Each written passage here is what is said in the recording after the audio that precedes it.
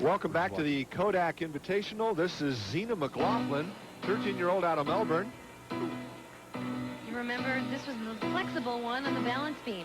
She's going to open up her tumbling with 2 whip-backs through to a double tuck. There they go, 1, 2, and she anticipates the landing a little.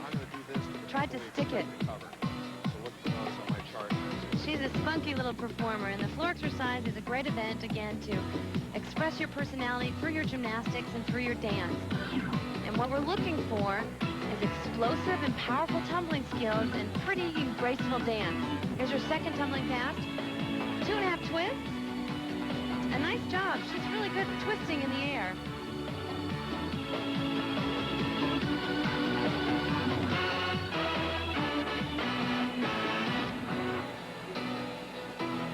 And it's a chance to highlight your individual skills through your dance.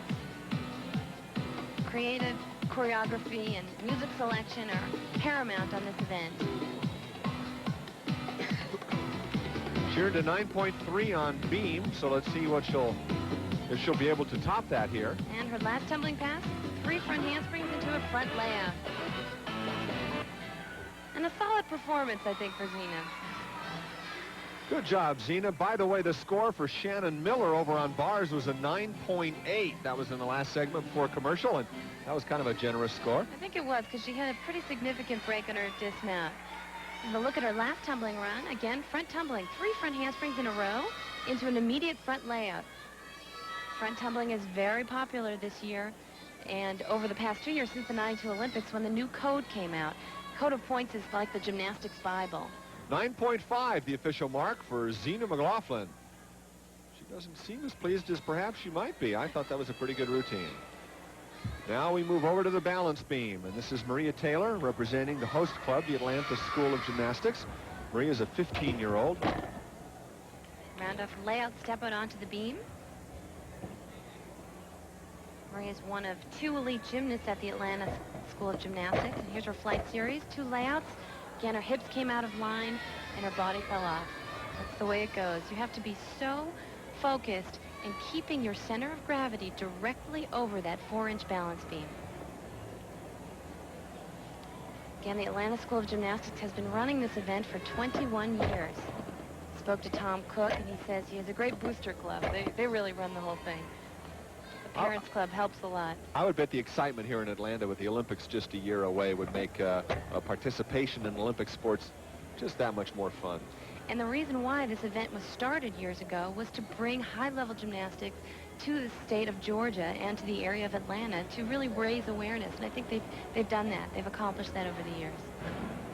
Maria Taylor on your screen. Placed 3rd in the all-around at the 1994 Level 10 Nationals. 2nd place on this event, the balance beam.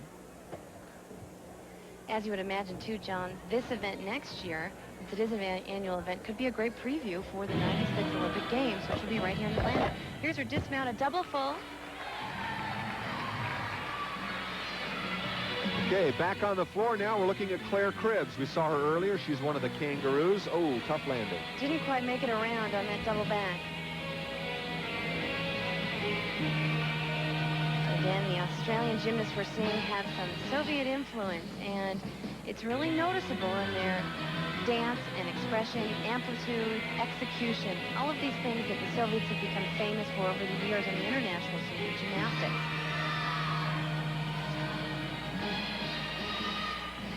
And here's a front tumbling pass. That's a Rudy. She had to put her hand down. She's having some difficulties during this exercise.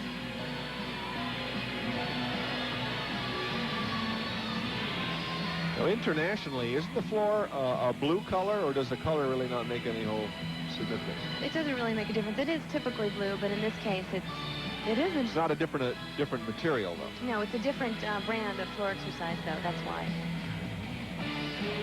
Now, she's really going to need the stamina here to get through her last tumbling pass because she had some trouble on the first 2. Ending with a double full to a good landing.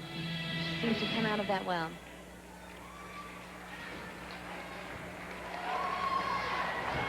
Okay, let's, while we wait for that score, we join the beam. Anderson is on the beam, and her routine is just got underway. By the way, her teammate Maria Taylor on the beam in the last round just scored a 9.05. Brooke is 16 years old, a junior in high school here in town. This is probably a fun meet for them because all their friends and family can come and join them. And that was a flight series, but if you notice, she only had 2 elements in it, so she doesn't have the major difficulty that some of the other gymnasts have. She is an elite gymnast from the state of Georgia.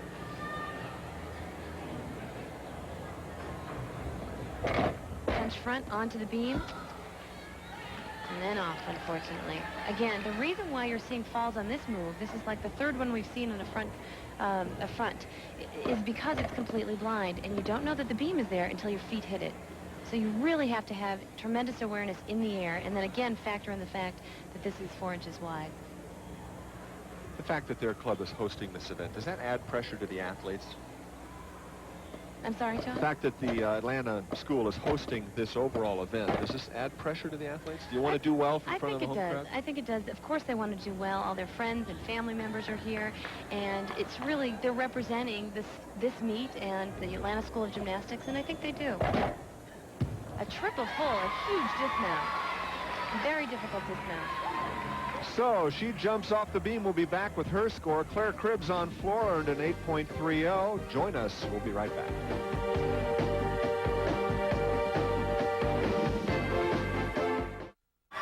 Welcome back to the Kodak Invitational. 2 rotations are completed during the break. We're going to have the opportunity to enjoy Amanda Borden's performance on the floor exercise. She's a member of the U.S. National Championship team.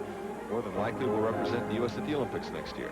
This is actually the compulsory floor routine, and at the 94 Team Worlds in November, she was the compulsory floor exercise champion, so she does this pretty well.